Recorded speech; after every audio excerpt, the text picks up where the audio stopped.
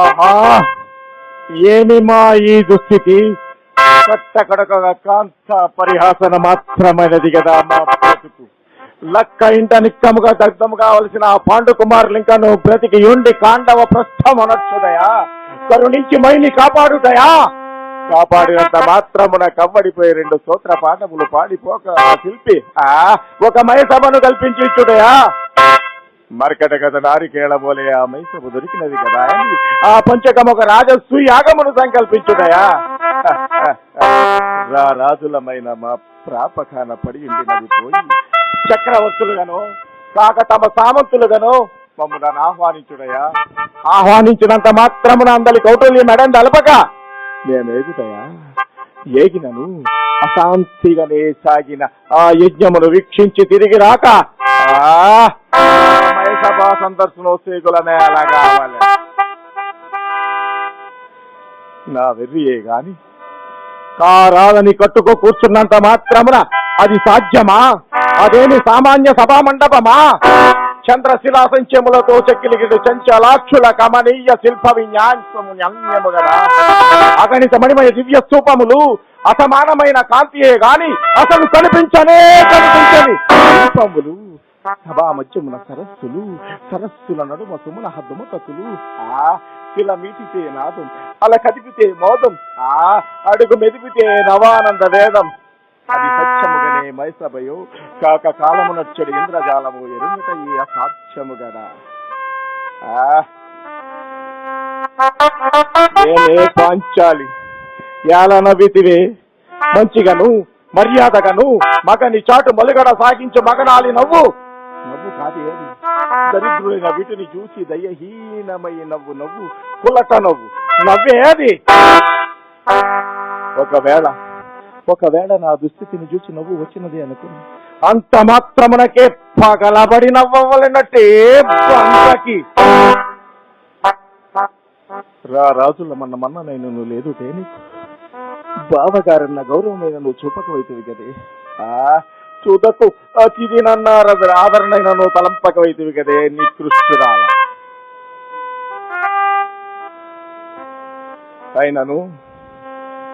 అయినను తల్లికి తండ్రికి పుట్టిన వారికైనా తరతర తమ భేదములుండరు గాని నీలాంటి అయోజనులకు అసలు అవి ఏమి తెలియనే.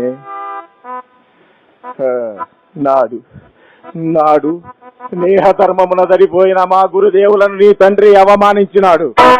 నేడు బంధు ప్రీతితో అర్ధించిన నన్ను నీవపహసించినావు.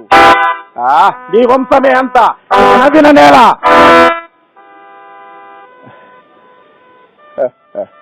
అయినను ఆ జ్ఞానము నీ భర్తలకు మాత్రము ఉండవలదా?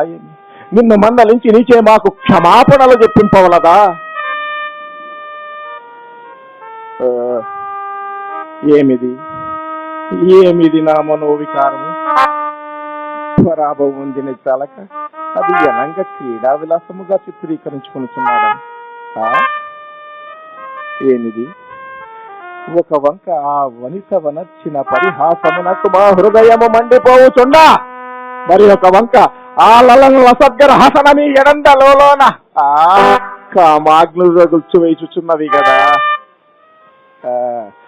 ఇంతకు ఆ ఇంటికకు మాపై కోర్కె లేదు కదా. లేకుండా ఎట్లుండును? మాపై తప్పక మనస్సు కలిగేయండును. కాకున్నా ఆ ద్రౌపది కంత ధైర్యం ఎక్కడిది? పోనిము ఆ పడతి నటులనే నగవుకొని నిన్ను. ఏమి చితి మానవుడు మరణించిన పెదప దహించును గాని చింత మానవుని సజీవముగానే కాల్చేస్తున్నది కదా. ఏమే పాంచాలి ఎలా నవ్వితివే? వృద్ధులైన వారి ముంగిట కురువంశపు ముగ్గరాలు నవ్విన నా అపకీర్తికైనను భయపడక వైతివి కది.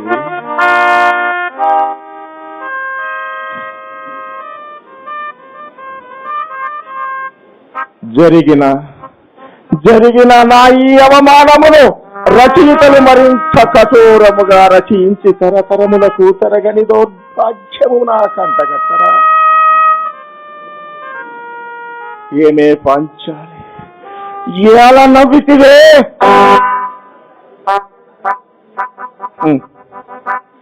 ఈ అవమానమును భరించుచు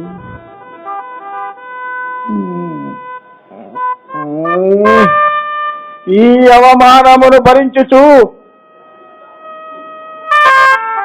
మడుగుటయా లేక మరణించుటయా? ఏమి కూడదు, కూడదు, కూడదు.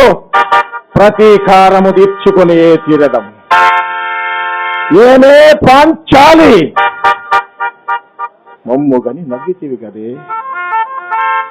నిన్ను నిన్ను నిండు సభయందు ఈడ్చుకొచ్చి పరాభవం చేయు దినం అతి సమీపమునందే ఉంది. గుర్తించుకుని నవ్వుకొను. హరిహృన్మ దేవసింహ స్వప్నమై ధనరారెడి కఠిన పురాణదేవి దుర్గమ దుర్గ పాలకుండనై కౌరవకుల యశోభర్తనై అశాంత చంద్ర వంశ సాధనకర్తనై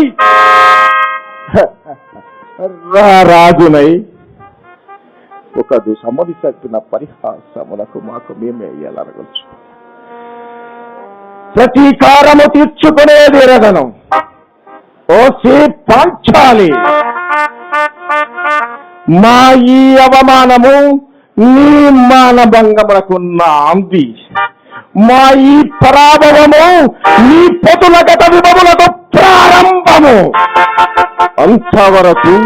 అంతవరకు నాకు నిద్రాహారములు లేవు, శాంతి లేదు.